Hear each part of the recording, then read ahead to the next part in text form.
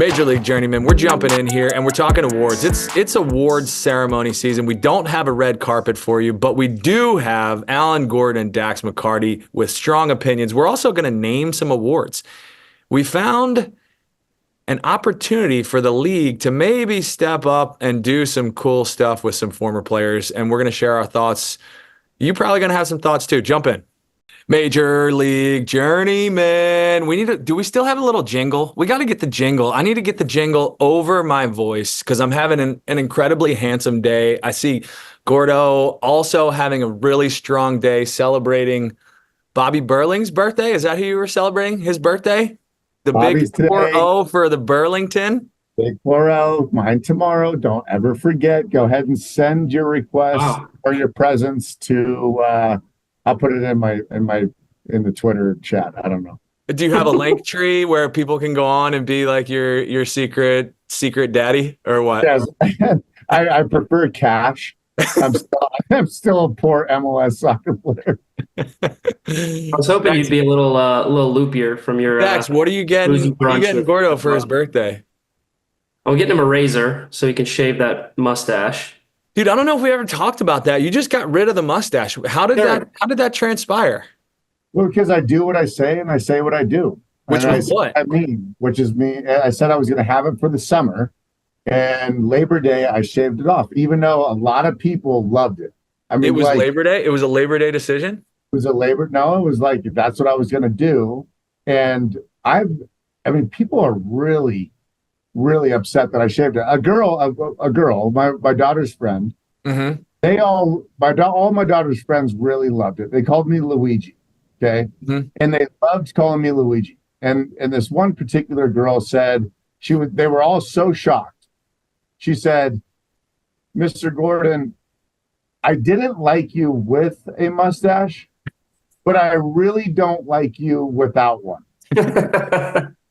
It was probably the most brilliant thing that's ever been. I think that sums up everyone's feelings about you pretty succinctly. I have a hateable face, a punchable face. Basically. You do have a punchable face. Yeah. You've got a face for radio, my friend. You turn off that screen, Gordo. It is your birthday. How old are you? 43? 43. Darcy, are you 40 yet? I'm 42. I'll be 42 in December. I'm 41 now. That's why you guys are the dinosaurs. Mm-hmm. Getting old. Getting up there, man. I got a few more years, thankfully. I was playing with our U19s yesterday, and I may have come to the conclusion that I'm past it. You just now hit it? No, I'm just now admitting it. I knew it for a long time. Quick. Man, my knees hurt. Like, I'm saying the things that old dudes say, and I'm like, okay, if I'm saying these things, I think it's over for me. I think it's official. I was not the most dominant player I used to be. I was somewhat depressed yesterday. It was like I walked off the field and I was like defeated. And now I'm trying to figure out how I morph my game so I can stay like be described as like the crafty old man or something. But I didn't have that in my bag when I was a professional. So I don't know if I'm going to be able to pull that out later. Go play target striker, dude. Just go stand up there, hold that's the ball, that's what I do. Get in the box. Gordo made a career out of that. Yeah, I was going to say play a 6 and just sit there and pass the ball backwards or sideways. Just run around the whole field and break up plays and start attacks and be on the end of crosses. Just do it all. Defend. No, you don't defend. If you're an old 6, you don't defend. You let go. Fair enough. Man. Either way, two of us on this pod are no longer capable of playing soccer. Dax, you are closing in to making an even 3 for 3, but you still got some time ahead of you. A big decision day against Orlando, your hometown team.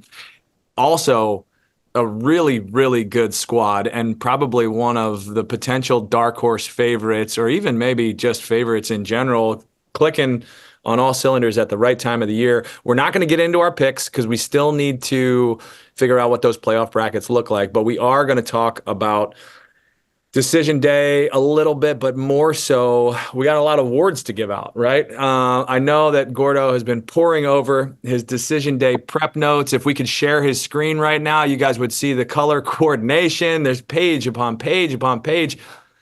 But in this process, we did identify one thing. Only 2 of the league's awards, so MLS MVP and Coach of the Year, are actually named for a player or a coach that has participated in the league.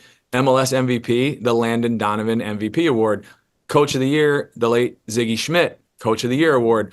Newcomer of the Year, Young Player of the Year, Defender of the Year, Goalkeeper of the Year, and Comeback Player of the Year. None of those are named, which gives the league pretty good opportunities for branding, advertising, maybe just some cohesion or connections to some of the former players in the league. I want to throw this out to you guys. I'd like to throw the Comeback Player of the Year out the window. Can we start there and agree on that, or is there a reason to keep this? I got a really good Comeback Player of the Year. Okay, so you want to keep that? I want to keep that one. Yeah. You want to keep that one? 1,000%. It's an important, valuable award for you. I don't want to keep it. Yes. No, I do. Yeah. I mean, explain that to me, Gordo. What are the parameters of Comeback Player of the Year, please? Yeah. Oh, that's a good point, Dax, because I arguably should have been the Player of the Year, the Comeback Player of the Year in 2012. After you know what? Me as well. Right. And maybe Gargs. I don't know this story, but I'll share it with you. Eddie Johnson comes back from Europe and he gets Comeback Player of the Year. That's not a Comeback Player of the Year. That is a downgrade Player of the Year. A Comeback Player of the Year. That's a didn't make it in Europe Player of the Year.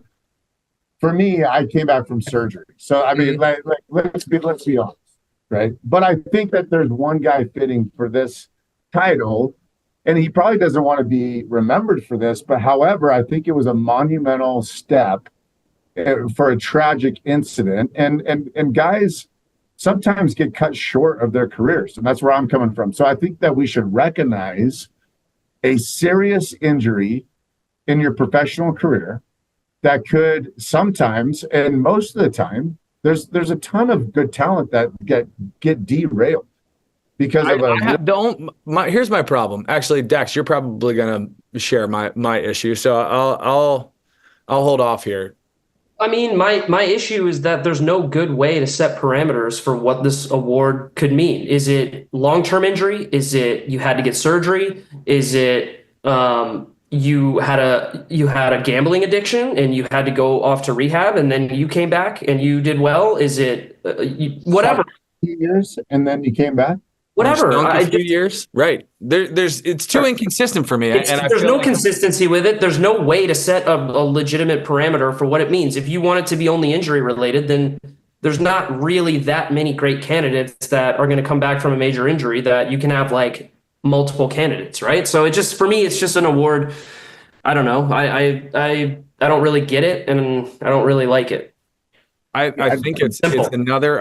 I think it's just an opportunity for the league to pump up one of their investments, which I don't love, because I think that there is a lot of candidates that are deserving of a Comeback Player of the Year award. And yeah, sure, of course. We're gonna get into that because there's a lot of candidates. Every award is an opportunity to pump up. That's what they do. That's a fair point. You want to throw them out? You want to throw them all out? That's a fair point, but you can point to certain things as the best of. I feel like it's really difficult to say you had the best comeback year. Right. Yeah, it is. But I like inconsistencies. Okay. So then what would you, let's start there. What would you name the Comeback Player of the Year award? Would you name it after Eddie Johnson? Zach Wani. Zach Wani. Yeah, but why? Yeah, why? Because he was never the same player. Why not Charlie Davies? Charlie Davies? Yeah, he almost died in a car accident. Oh, yeah, he did. Yeah, he did, but I don't feel great about that one. I don't feel great. I mean, that was different. I think he would. Zach Wani got his leg broken in a game. Yeah, Charlie Davies made a conscious decision to get it. What about No, don't try to say my pick. The reason that I would like to say that is because whatever year it was, what was it? 2007, 2008, 2009, 2010, whatever it was. He tore us up a few times, and he was on such an incredible trajectory. Zach Wani is. Zach Wani. And he was fantastic. He was super young. And then unguardable. And the incident between him and Brian Mullen, what was tragic on both sides, because Brian, I think, has had to live with that for a very long time, and he never recovered. But I think he had the courage to fight through several years of rehab and actually get back on the field. And I think that was a big win, mentality wise and everything else. Did he come back and was he fantastic again? No, he never was. But I thought he showed courage to stick with it and rehab and get back on the field and say, hey, anything's possible. And it was that kind of moment for him. And so for that reason, I think it's an incredible story. I think it's very sad on both sides, but I think that deserves some kind of acknowledgement, possibly. No, it's not bad, Gordo. If we want to name comeback player of the year after someone, I think obviously the Zakawani story is a good one. I think that's more than a fair shout, but I think there are numerous players in this league and in many other leagues who have been through bad injuries who have come back. And so how do you decipher which one to pick? For me, the answer to this question is simple. You should name it after Chris Seitz, who in probably one of the most selfless acts of any professional athlete in the history of sports. That's a bold What's up? That's a bold statement. Keep going. You guys don't know this. You guys don't know about the Chris Seitz story? Keep going. No. He was playing for FC Dallas at the time, and one of their fans and one of their supporters groups needed a bone marrow transplant and didn't have any matches, and Chris Seitz got tested, ended up being a match for this fan. Are you kidding me? I'm not. It's one of the biggest. You didn't know this, Gordo? Do you know what? I submitted my blood for that person. Yeah, I mean, it was great. And anyways, it's a miracle. He consciously went under the knife and did a bone marrow transplant, and he was out 6 months, and he saved this person's life, and he came back, and he managed to have another, I don't know how many more years he played, but he managed to continue to play at a high level for another couple of seasons. And if we're naming an award after anyone, it should be Chris Seitz. That's freaking brilliant. Pretty good. That's why we should throw the award out altogether, because it's impossible to choose between these types of stories. That's my point. It's incredible. I didn't know that. Yep, he's a wonderful human being. If anything, this conversation, I think, maybe should expand the category, because I do think that it's really difficult to pinpoint, like I said, one player that has clearly outperformed everybody else, because it is a very qualitative assessment, right? Like there's the mentality aspect of it. There's the actual physical aspect of it. Did it just happen? Did he just get back on the field? Did he come back from a traumatic experience in Europe where he wasn't making enough money and came to MLS and made more? There's a lot of layers to this. But I do think that any opportunity that the league gets to share stories like Chris Seitz or like Steve Zakawani, or even what Brian Mullen had to go through, because that was a lot, and we were obviously parts of the league while that was ongoing. It's incredibly profound, but it sheds a light on the humanity that professional athletes aren't necessarily seen in all the time. And we probably don't allow ourselves to be those types of individuals all that often either. So how about Goalkeeper of the Year? Dax, who would you name the Goalkeeper of the Year award after? This one's easy. Nick Rimando. I like easy.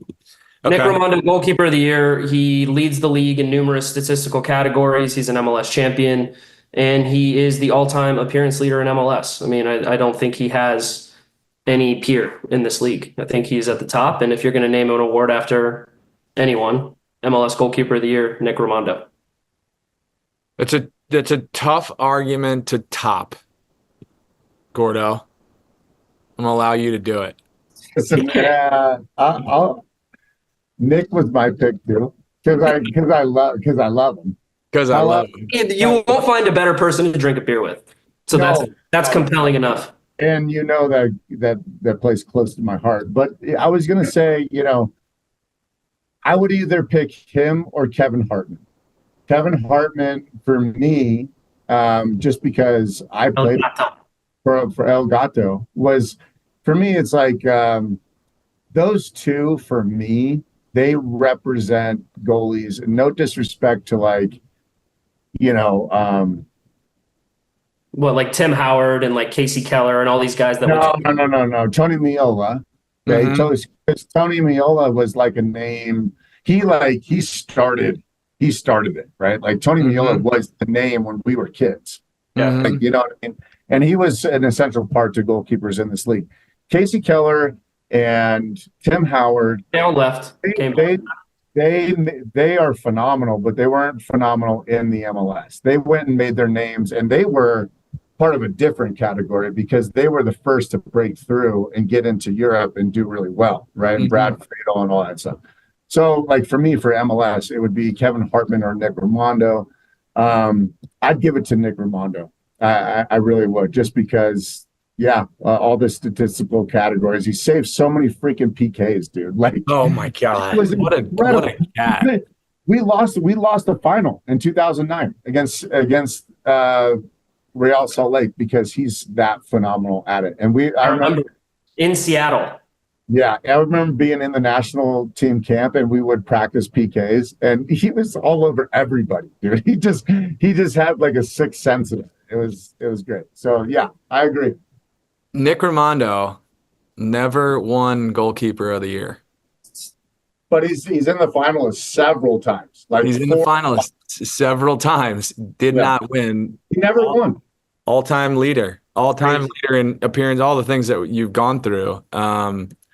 Didn't win. It would be a great opportunity for the league to make that right. Make that right. Yeah, you're right. Spending the amount of time, his entire career in this league. I think it's a no-brainer. I think it's also like just, I mean, performing incredibly. I mean, and being who he was, being who he is. He's also, you don't hear a cross word about Nick Rimando from anybody. No. Anybody.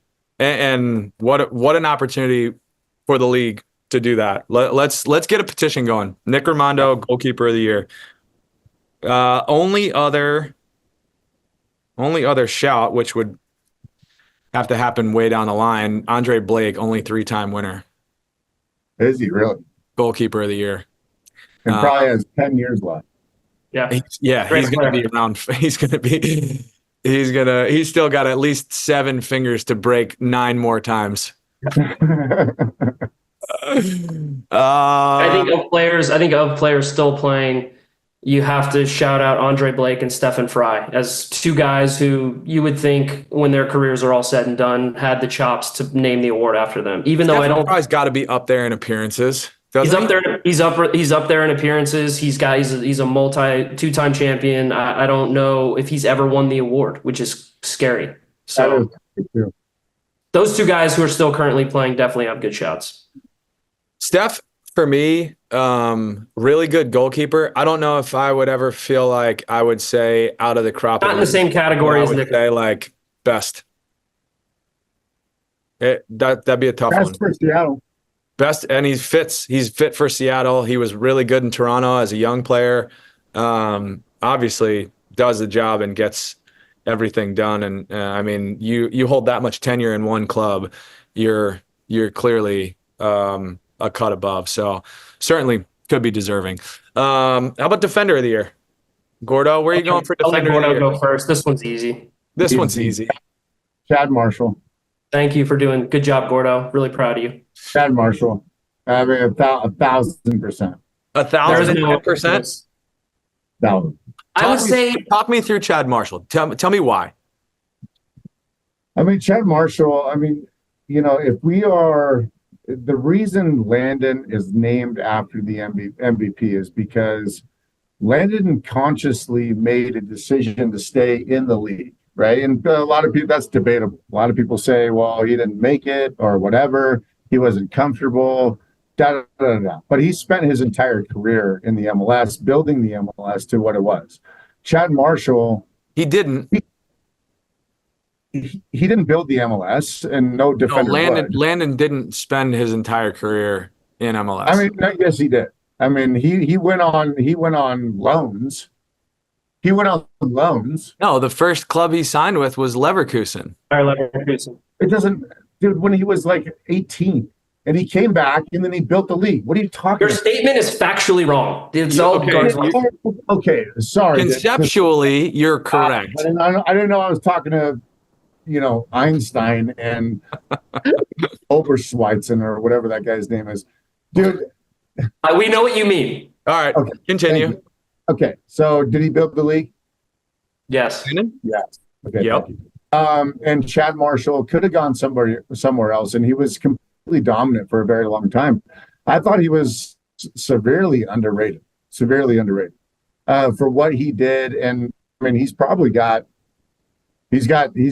probably 10 trophies, including Open Cups, because Seattle. But I mean, he was integral in all of those. He was a fantastic domestic player, which I think is important. And he stayed here for 16, 17 years. I think it was great.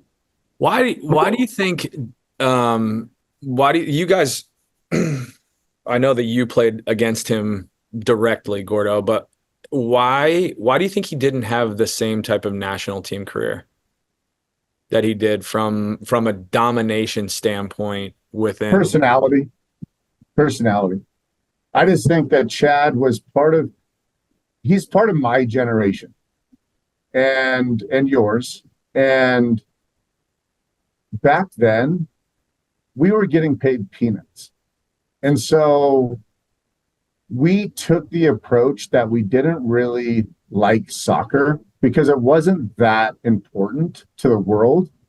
And so we didn't feel that we were that important to everybody else. So it was something that we did, but it wasn't something that we necessarily loved to do in a way. We did love it, and that's why we did it. Mm-hmm. However, it was very different. It was just like Chad was just kind of a guy that did it because he was really good at it. And he did love soccer, obviously, but it wasn't this thing that. Do you understand what I'm saying? It was I do. It was prior to the next level of craftsmanship, I think, in our game. Yeah. It was previous to that. And I think the rest of the national team at that time, for the most part, was in Europe, which was different. Those players were different. Bocanegra. Look at who he was competing against. Carlos Bocanegra, Gucci, Jake Merritt. Yeah, Chirondolo. Like you had guys that were. Chad was in a different level. We were drinking beers. He was. He was at that level, in my opinion, but not mentality-wise, not mindset-wise. That's what Gordo was going at. That's what I was going at. Like, he would show up. Like, Carlos was different. He was a true born leader. I think Chad just did it, and he was out there, and he was fantastic. Yeah. But he wasn't somebody that a coach would be like, that has to be my guy. 3-time MLS Defender of the Year. Yeah. And I think everyone has the same answer. Everybody would say the same answer. I don't know how many guys would fall into the category of in consideration for this naming. Yeah, there's a couple guys. Maybe Eddie Pope. I was gonna say there's 3 names that stick out to me. 2 that are for sure in contention for this: Eddie Pope, Omar Gonzalez, both of whom would have more than fair shouts for this award. Even though Omar left and went to Mexico in his prime, you're probably looking at Omar and Chad as the 2 most dominant center backs to ever step foot on an MLS field from a results perspective. But Eddie Pope, obviously legacy name, one of the best defenders that we've ever produced, and a Tar Heel to boot. So that's obviously going in his favor.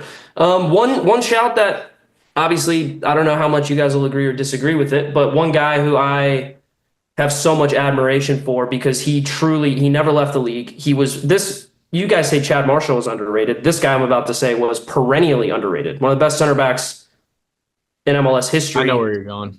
Drew Moore. And No. Any teammate of his would say the same thing. He's not the guy who you're going to point to and be like, oh, dominant MLS defender. But he did everything well to be a great player, and his teams won. They just won. Anywhere he went, they won. Won a championship in Colorado, won a championship in Toronto, and was pretty dominant for most of those teams. Like I said, not the archetype of a guy who you're going to look at and be like, oh, he's a Chad Marshall, Omar Gonzalez type. But like I said, Drew Moore, fantastic MLS defender. I can appreciate your opinion, Dax, but I don't think that he falls in that category of conversation. I said he was underneath the level of these other three guys. Yeah. But fair shout. To be fair, and like no disrespect to Drew, he was not my teammate, but I always thought he was overpaid and overvalued. Always in terms, but Never. and that probably sounds really negative. It's not really negative. It was. I always felt like I was. How was the best way to describe him? Always one of the highest paid defenders in the league. Always on the team sheet. So like was doing things consistently well, but I never felt like he was like a supreme athletic defensive player.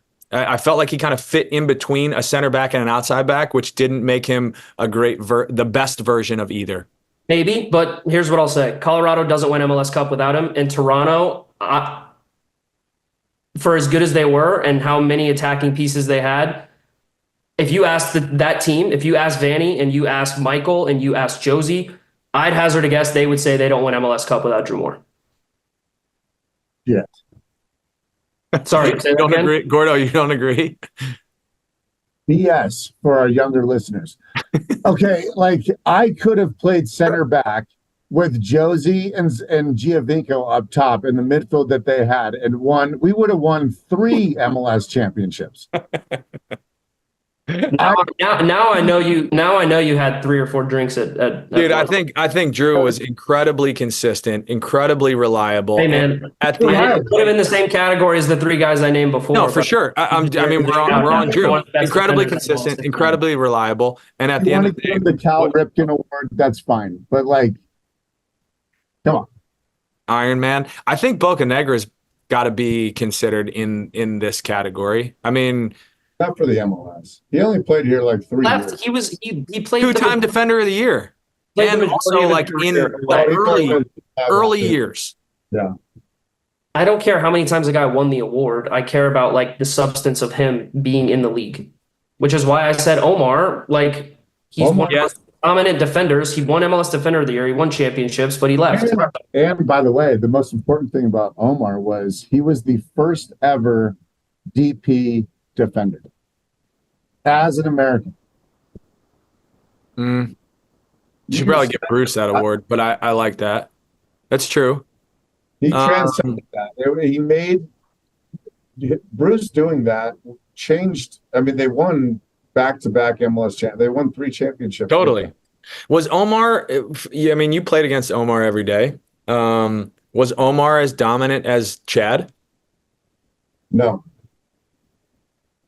When he wanted to be, Omar had about 3 or 4 seasons where he was locked in, and I just still think that Chad was more dominant. If you look at Chad almost scored as many goals as I did, which is not like a huge feat. Not a great accomplishment, honestly. Chad was an absolute monster on set pieces. He was scoring like 7 goals a year, probably for 6-7 years in a row. Mm-hmm. I'll take the under on that. I'll hammer the under on that, actually. Okay, dude. 4.5. That's still pretty good. Skeletto was like lobbing it up, and I had to guard him every single game that we played them. So that's why he scored so much. I didn't have a chance. Have you seen this? He's got a lion head. The head is 2 times as big as mine. Yeah, he does. And he's also probably like 220. He had at least 30 pounds on you. Yeah. And he could jump. And I can't. I can't do all those things. Which says a lot about well, we are narrowing this down. How about Young Player of the Year? Who jumps off the page for you, Dax? I have one. Yeah, I've got one too. Mine's the best one. I don't think you're going to like my answer. Let's hear it. Who do you got? Young player of the year, Dax. Breck Shea. Name it after Breck. Okay, I don't like yours. Why Breck Shea? His run at FC Dallas before he went to England, he was A horse. first of all unbelievable, and second of all, horse. I mean, here at the Journeymen, we kind of fly by the seat of our pants. Here, we kind of just throw crap at the wall and hope it sticks. And I'm pointing at Mr. Gordini over there. It all sticks. But I'm gonna do one. I'm gonna pull a Gordo here. I would hazard a guess that Breck is probably the youngest MVP candidate, top 3 MVP candidate in league history, or one of the youngest MVP candidates. I forgot what year it was. How old was he? When he was a top 3 MVP candidate, he was 20, 21. So only one that I can think of that was that young. That's not that young. Name a younger top 3 MVP candidate than Breck, Gordo. How old was Almiron when he was here? 18. He was not 18. No, he wasn't 18. He was again, same age, like 21, 22. 20, okay. He was, dude. Breck was fun to Anyways, watch. He was tough to play against too. Breck was, and he had a 2-3 year stretch in Dallas where he was one of the most dominant players in the league. And he was a top 3 MVP candidate one year, and basically put the entire club of FC Dallas on his back. And so, look, he left, and then he came back, and when he came back, he wasn't the same player. He dealt with a bunch of injuries, but I think he's a cult hero amongst MLS fans and myself. He's my hero. And he like I said, he had, as a young player, if you want to name an award after someone, Breck would resonate with a lot of people. Okay. You got one, Gordo, or you want me to go? I got one. You got one? You want to go, or you want me to go? No, you'll go last. You shut up and sit. This is clear and obvious. Alphonso Davies, young player of the year. There's nobody better. There's nobody better that's come in at such a young age, been as dominant, and taken the steps that every single player in North America wants to take. He is the poster child for what MLS wants to do, for what every young player wants to do. He's the picture.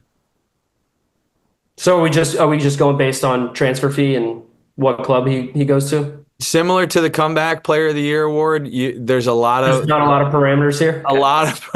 There's a lot of ways we can go. There's a lot of dark alleys that we can travel down. This one, I think, is Breck was 20, by the way. Breck was 20 in his MVP potential. 2011. 2011. He was 20, and he had one of the best seasons a young players had in MLS.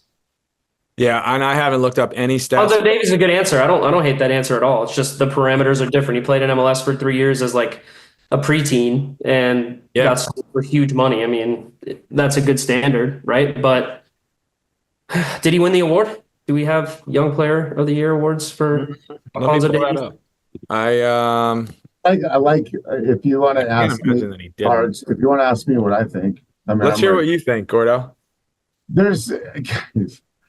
I appreciate, both of those answers because they're both great answers. There's only one answer, and there's only one guy that should be named after this. It is not even close. He's gonna say Landon again. No, okay. No, I'm not. I'm gonna say Freddie Adu. Freddie Adu. I thought about that, but I think that's a terrible answer. Thank you for that. It's not. Because I appreciate that, Gordo. Thank you. Let me tell you something. I was in college. Okay, I got drafted with Freddie. Okay, 2004, he was #1 pick. Prior to that, 2 years before that, I'm in college. I go to a Man United game in Seattle versus somebody else. It's when the international thing started.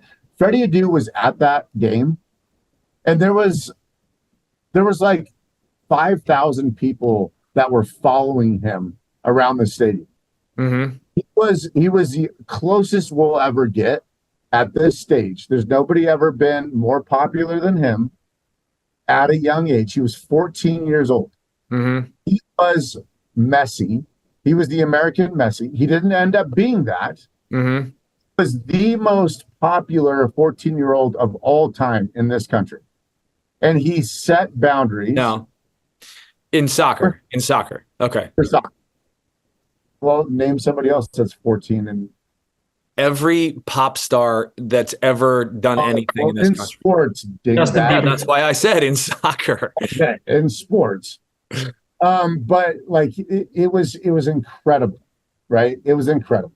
And he had an aura around him that was bigger. Yeah, he was like dating JoJo, and he was doing Campbell's soup commercials, and yes. Yeah. And so yes, his career was an absolute disaster. He never became the person, whatever. However, that name will resonate as a transcending young player.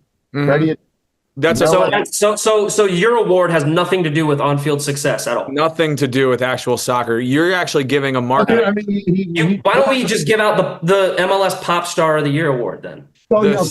Soccer United Marketing Young Player of the Year award. Okay, so he did nothing in soccer to deserve that aura. Yeah, nothing. He didn't tear up the U17s, the U15s. Freddie was fantastic at the U20 World Cup. He was pretty good early in MLS in his career. And he got a big money move. What does that have to do with MLS success? I don't think it's fair to characterize Freddie's career as a disaster, which I don't think that you really meant that. But I think he didn't live up to what it was supposed to be. Yeah, he did not hit the potential that everybody had hoped that he would hit, for sure. But I hear your argument. I think it's fair. I think it's a fair characterization of arguably one of the most successful marketed players in the history of the league. There also were very few players that were marketable when Freddie was in the league. They were still struggling to find stories, and they put their marketing muscle behind the Freddie Adu story, which was crazy. And one other person that they've done that to since then, a young player like that. I mean, Breck was awesome. I remember, I have visions of Breck running down the face of our defense and scoring goals. I remember that. Dude, he was so good. He was so good. He was so freaking good. So I was at Georgetown when Freddie was coming into the league, and I was training with them in the summers in between our seasons. And it was wild, the hoopla that was around DC United, just seeing and not even seeing really any of it. Freddie was magic, dude. Freddie was magic when I was in residency with him. He was embarrassing grown men for fun. And he got some bad advice. He let things get to his head, and he didn't handle himself in the right ways. And I think he would admit that. But I love the answer, Gordo. I don't see how it's pertinent to what we're actually talking about. Yeah, you just want on-field success. No, but you can't disregard it, Gordo. We're not just disregarding it, but I think Alphonso Davies hits more of the hype machine and the proof to back it up on the field, and the massive transfer fee, if that's really where you want to go with the dude. I think Alphonso Davies trumps your Freddie Adu story from a marketing standpoint. No, it doesn't. World recognition in the soccer community.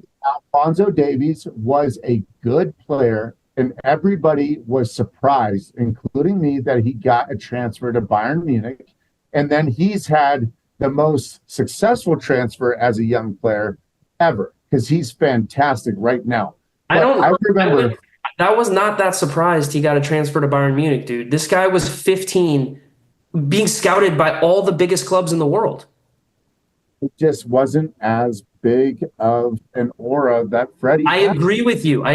Freddie had way more external hype, for sure. Yeah. Can't name the award after him, though. Yes, you can. No, didn't live up to the hype. You can't put an award on. So wait. This is a young player, or how the young players ended up?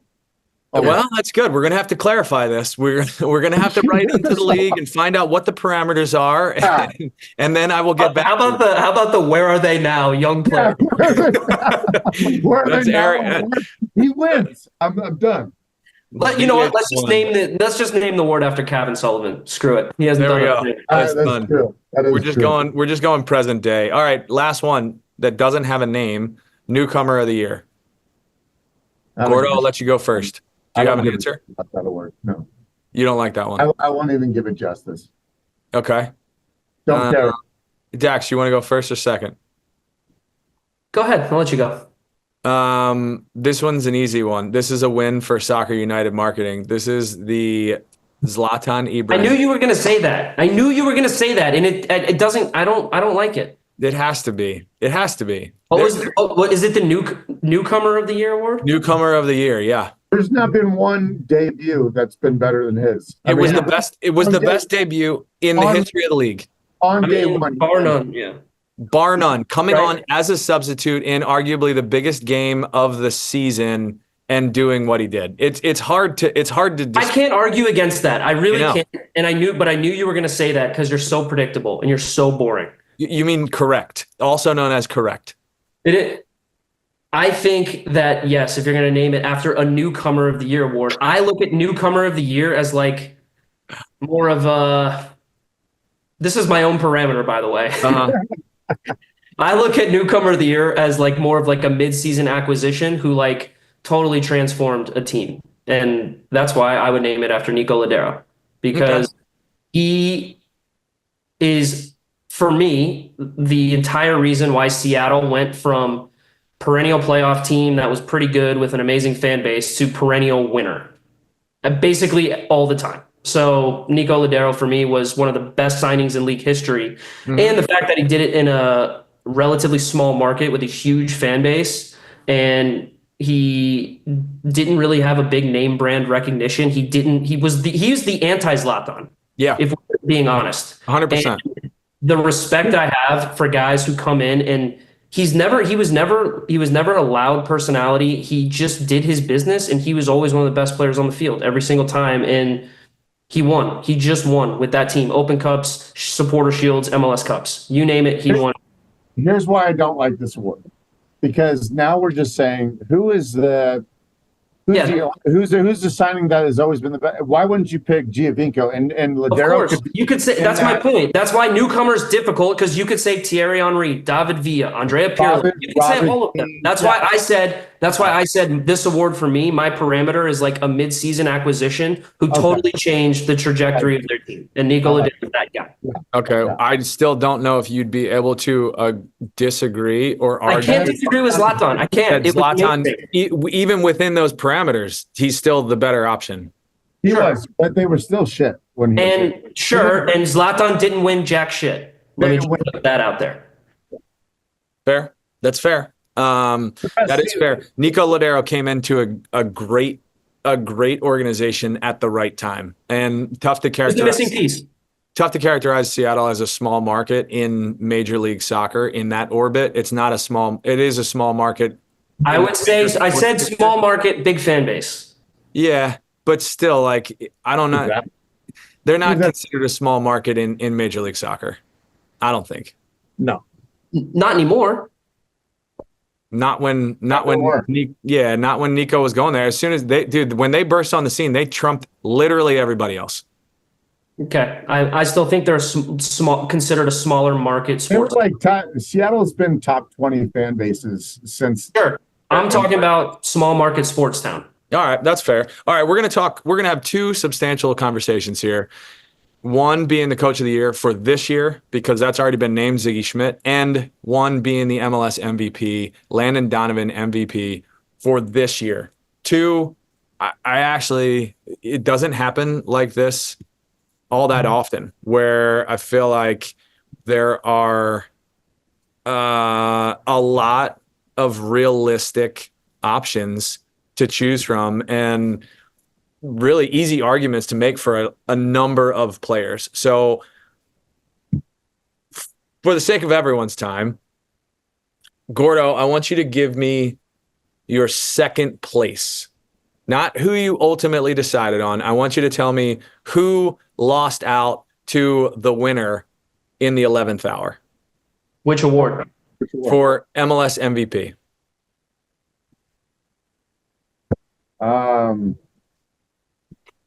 You stumped him. God damn! I didn't look past number one. You're the best. You are the best. Who's in second, Gordo? I don't know. Let Dax go first. Hold on, I gotta pull up the list. I go All right, first. here we go. While you come up with your second place, Dax. Second place. Give me your second place. Lucho Acosta is in second for you. Yeah. Okay. Why?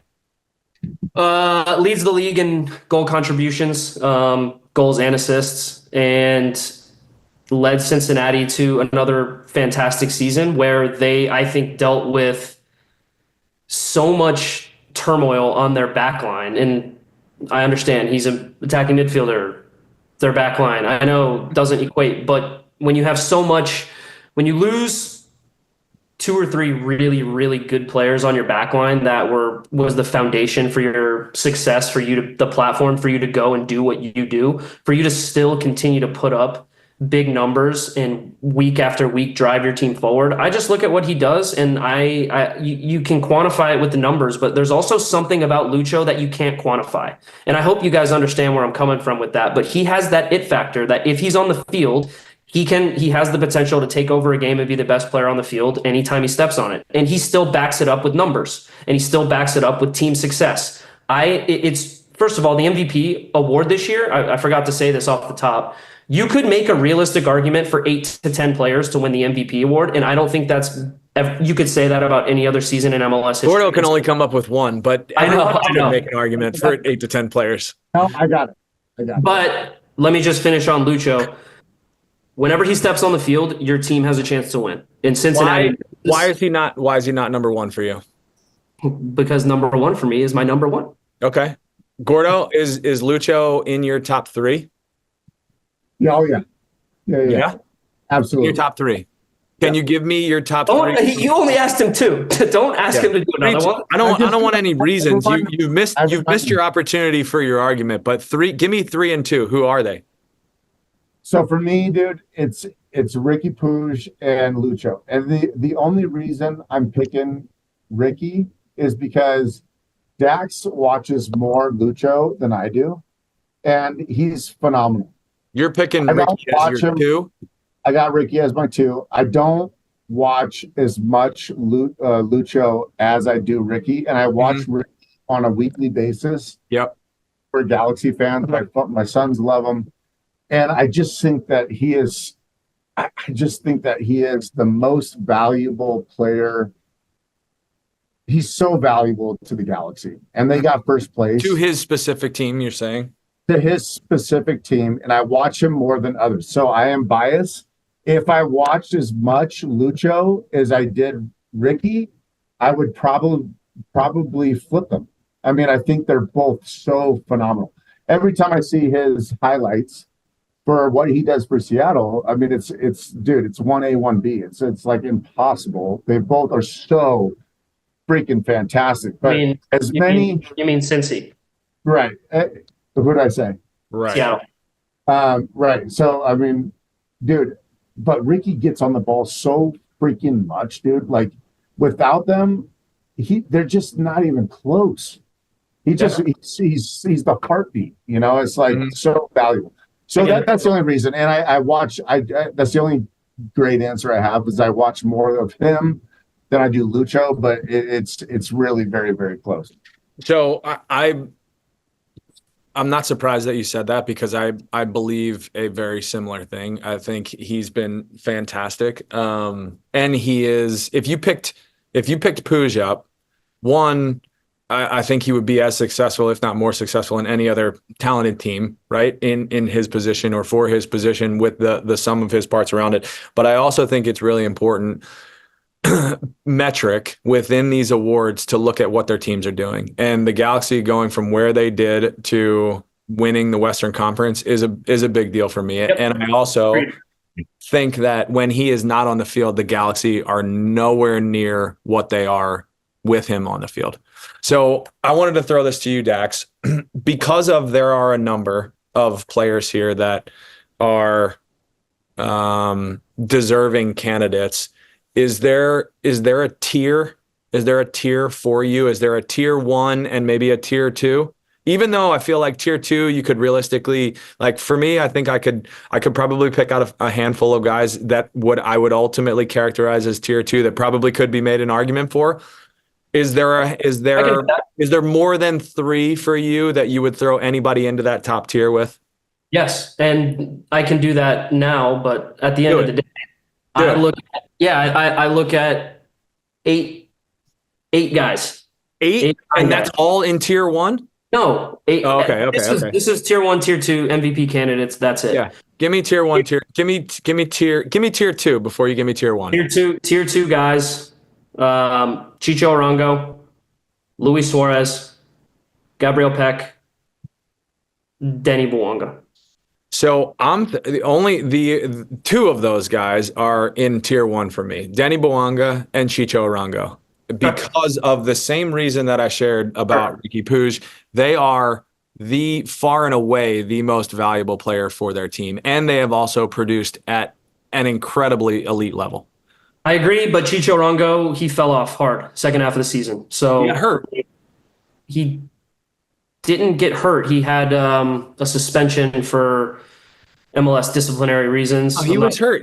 What did he pull? He did something. Okay, well, he might have gotten a small injury, but he was suspended 2 or 3 games for the discrimination policy or whatever it was. But then I thought he was out for, I want to say 4 or 5 games for hamstring too.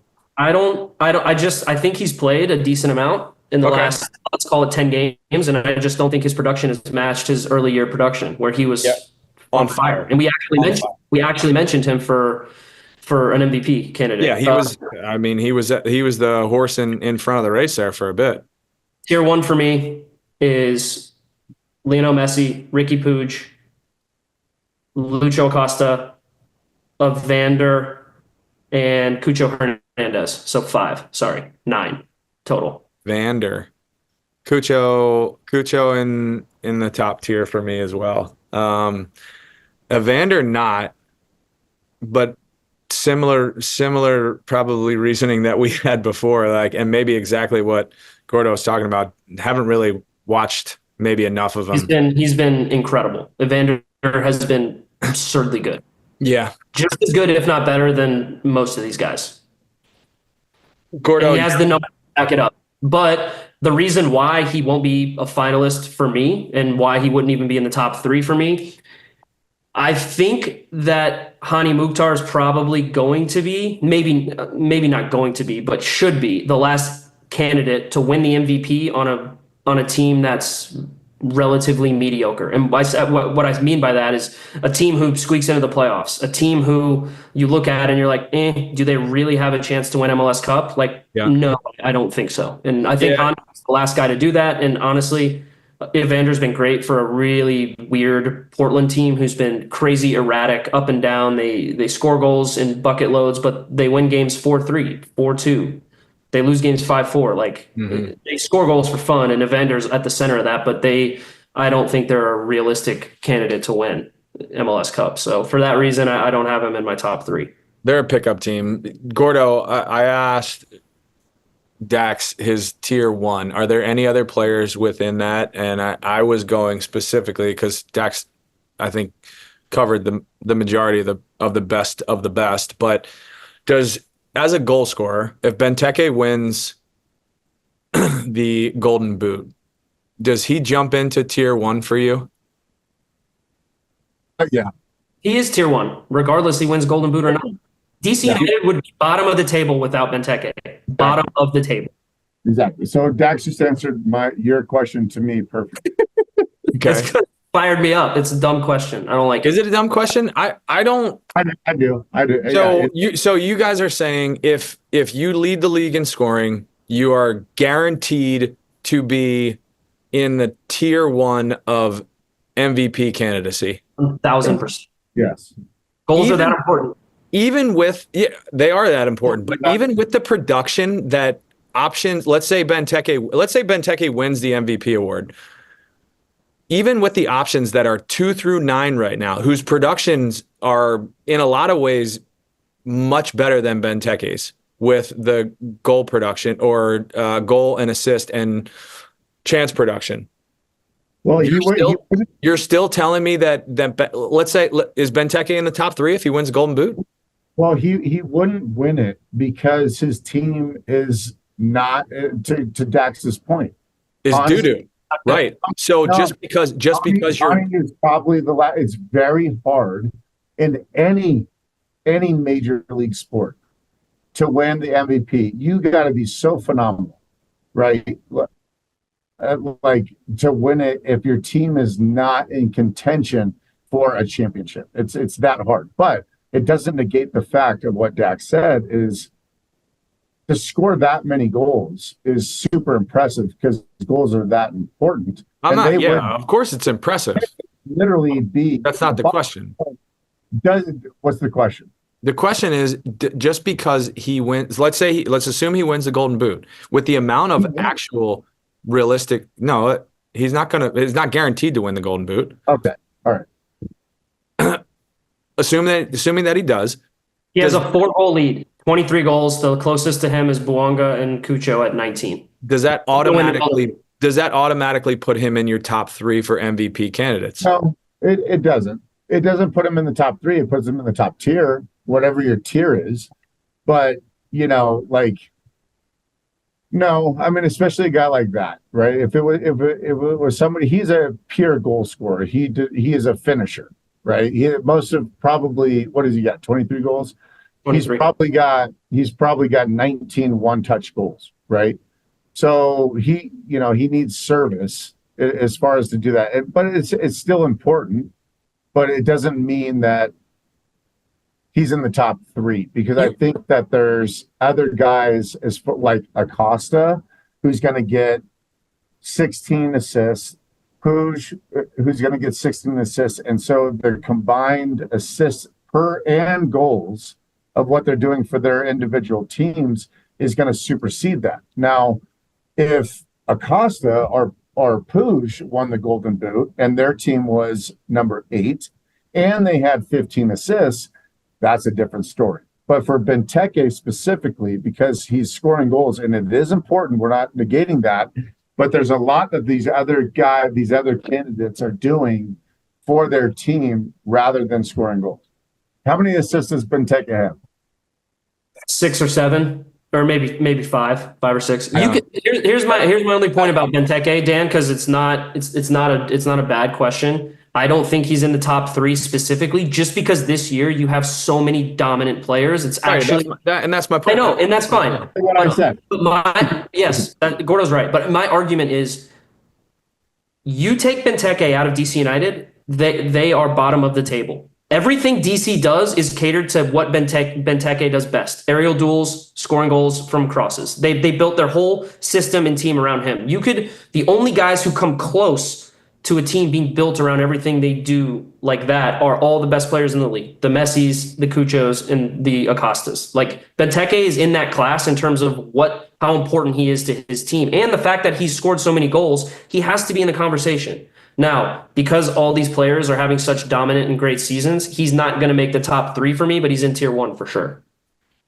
Yeah, I just think that I think it's tough my original question was, just because you win the Golden Boot, does that put you in the conversation? And I don't think it does. I think that the Golden Boot right now, if it stands right now, 23 goals, that's pretty significantly off the pace of what the goal scoring record is. What isn't it? Isn't it like 34 or 35? 34 or 35 from Vela.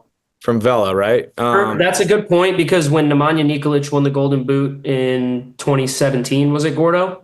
Might have been the year before you got there. I don't think he was even in the conversation for MVP that year. He was 7. I think it was 17. 2017. No, he scored 23. He scored 23, and he wasn't even in the conversation. So your point's not wrong, but I just think our team in Chicago wasn't built around Nemanja Nikolic heading the ball and crossing it to him. He just was a really good finisher. We created a ton of chances. He scored them, right? But he might not have even been our MVP on our team. Benteke is easily DC's best player, most effective player. Their entire attacking capability is built around his strengths. So that's why I'm saying, take him out of their team, they're at the bottom of the table.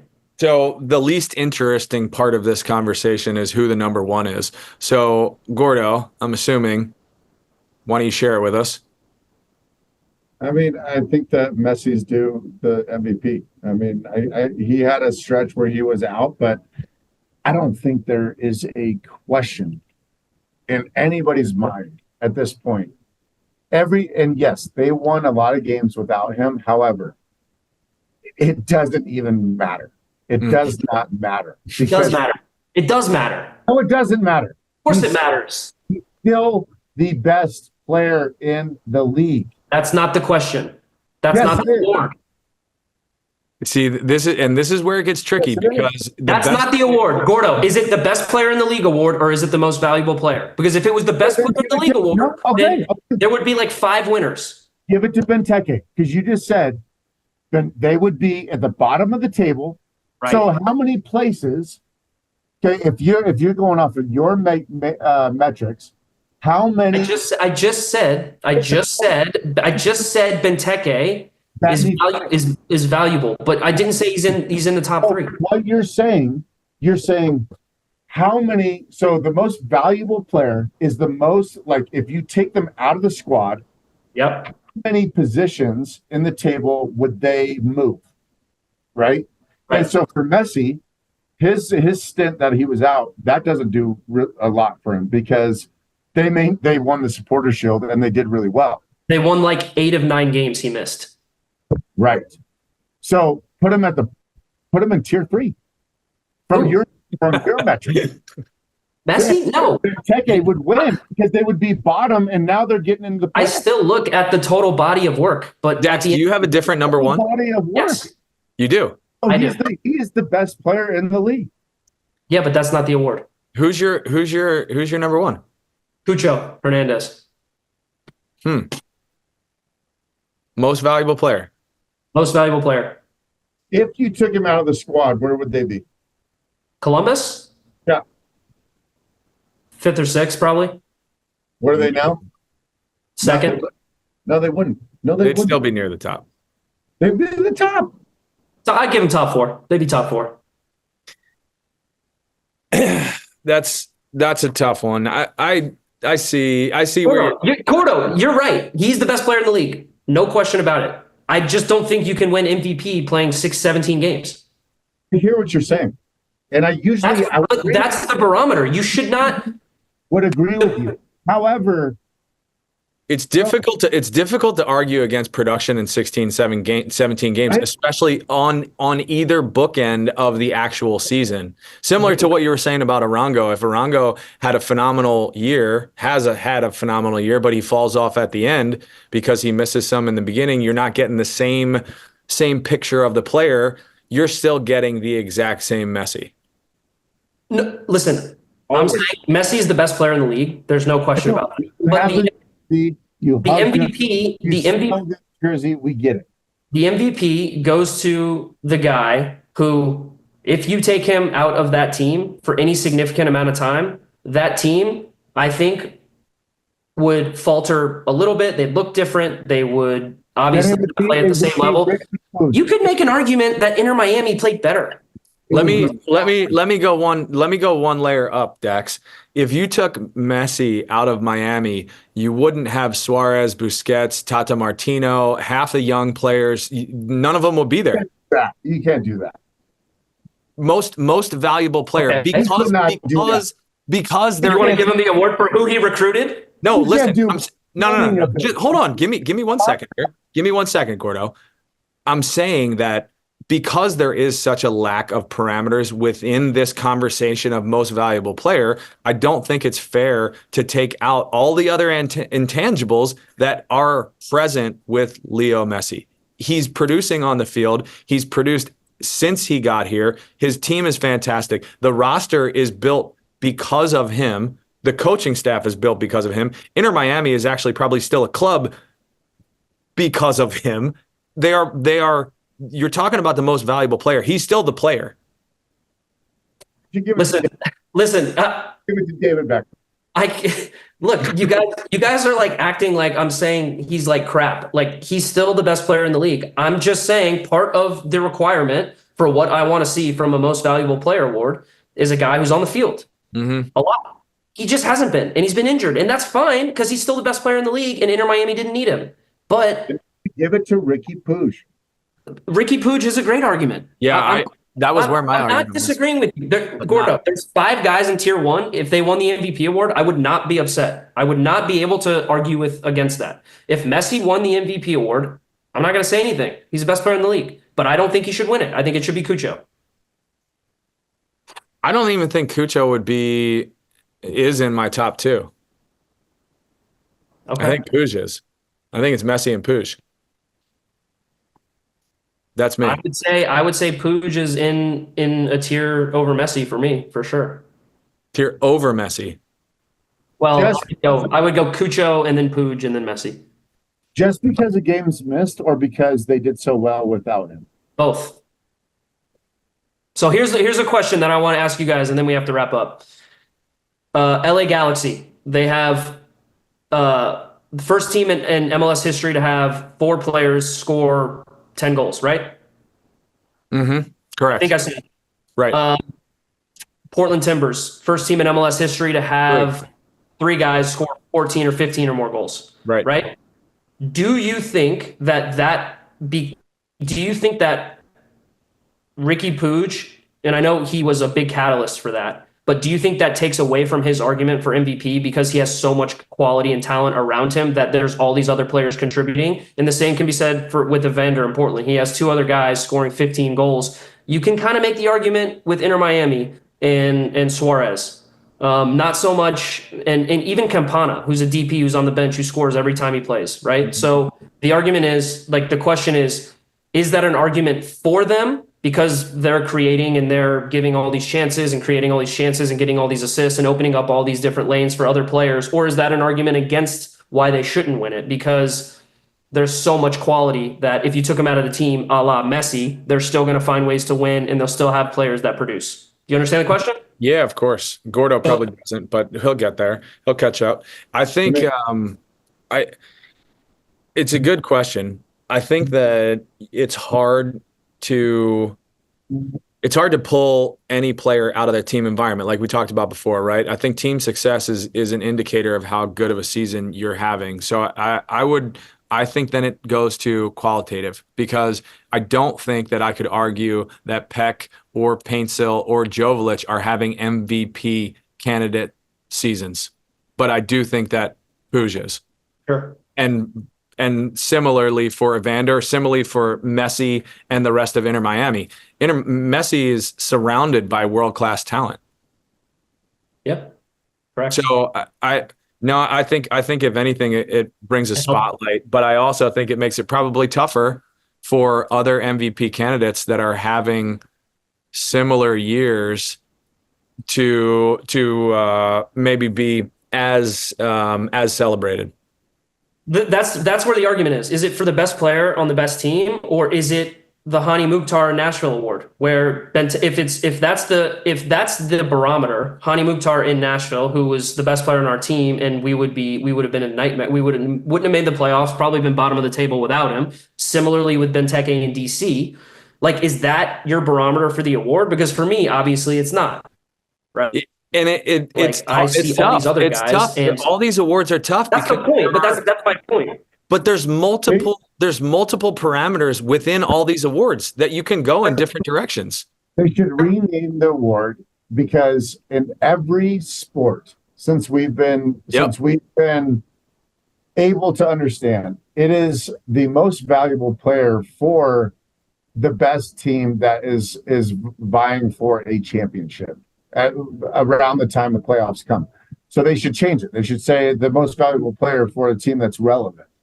Right, because that's relevant. That's a great shout. Because unless there's obviously outliers, and if a guy like Hani, and I don't know his numbers, and I don't know what everybody else's numbers at that point in time. I wasn't watching soccer, but if they stand out above the rest, you're going to give it to them. If they're like that clear and above and obvious, but in a year, to your point, in a year like this, it's got to be a relevant team. Sure. Got to be relevant. All right, here we're going to close on this. And this is essentially... Are we closing on Coach of the Year? Closing on Coach of the Year, and you don't get an argument. There's 3 votes here. So this is a paper ballot. and that's it. There's no. Can I go? there's Can I no go first? conversing. Can I go first and shock the world? I already know what your answer is. Go. Tata Martino. What? That's why. Come on, dude. You're an idiot. You're not even going to make this fun. How much did we argue back and forth about? Yeah. Wilfred Nancy's the better coach. Tata Martino's the coach of the year. What the hell? Oh my God. We might have to have a whole nother episode. How is that hard to understand? To argue in the other side. You're arguing my pick for me. I'm just saying, I think Wilfred Nancy's the better. Your question to me before was, who's the better coach? I said Wilfred Nancy. I'm saying the coach of the year is Tata Martino for what he's done this year. I don't even know how you could make that. Not that difficult to understand. It's just not. We're gonna let this one sit and simmer. Gordo, you're going Tata Martino, right? No, You're not. no. Greg Vanny, 100%. Greg Vanny, 100%. 1,000%. This guy was about to get fired. No, he They wasn't. spent $40 million. Fired. What? He spent $40 million. And I don't give a shit. he's been there for 4 years. What do you think that Tata has under his disposal? He didn't spend any money to get Busquets and all the. That was the Lionel Messi recruiting. They tour. came for free. They came for free. So Sweet. All right, give Messi the coach of the year. Vanny was on the chopping block, and he just listen.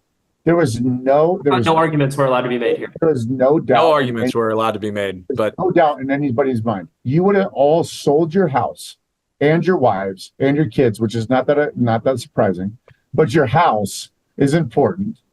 You would have sold it if I asked you who's going to end up at the top of the table, LAFC or Galaxy. You guys would have all said LAFC. right. Nobody expected the Galaxy to be number one in the West. We're talking about in the preseason.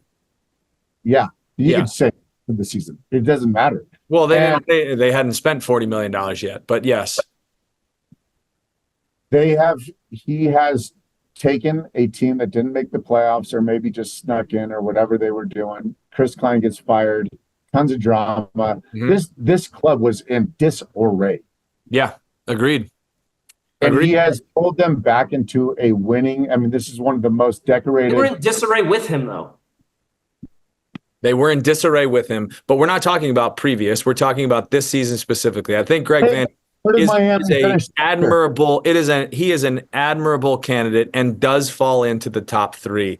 Him, Wilfred Nancy, and the eventual winner, Tata Martino. Hard to argue against Tata Martino, but I like the shot, Gordo, and I had thought about that a couple weeks ago, and it completely fell off my radar that Greg Vanny definitely deserves it. He is a deserving candidate, will not win it, but is a deserving candidate, and it's good to see the Galaxy back on top, and that is how the cookie crumbles. We'll see you, boys and girls out there. Thank you very much.